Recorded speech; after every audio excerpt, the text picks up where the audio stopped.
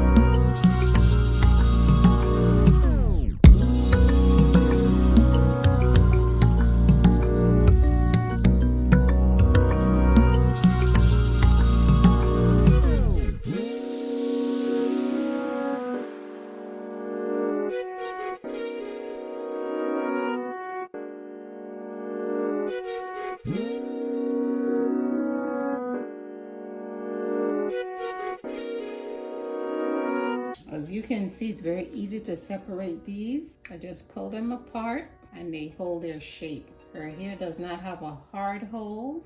It's just right. The curls are very bouncy.